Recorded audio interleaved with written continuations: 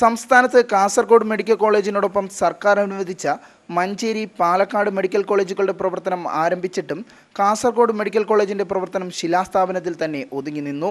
ഇതിന്റെ പ്രവർത്തനം ഉടൻ ആരംഭിക്കണമെന്നാവശ്യപ്പെട്ടാണ് ജനകീയ സമരസമിതിയുടെ നേതൃത്വത്തിൽ കിടപ്പ് സമരം സെക്രട്ടേറിയറ്റിന് മുന്നിൽ നടത്തിയത്. നിരവധി എൻഡോസൾഫാൻ ദുരിതബാധിതരുള്ള ജില്ലയിൽ സർക്കാർ മെഡിക്കൽ കോളേജ് അനുവദിക്കാതെ ജില്ലയോട് അവഗണന കാണിക്കുകയാണെന്ന് സമരസമിതി ചെയർമാൻ മാഹിൻ കോളോട്ട് ആരോപിച്ചു.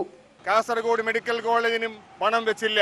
പകരം മറ്റു രണ്ടാം ഘട്ടത്തിൽ പ്രഖ്യാപിച്ച തിരുവനന്തപുരത്തെ രണ്ടാമത്തെ മെഡിക്കൽ കോളേജിനാണ് പണം വെച്ചത്. കാസർഗോഡിനെ വീണ്ടും അവഗണിക്കുകയാണ്.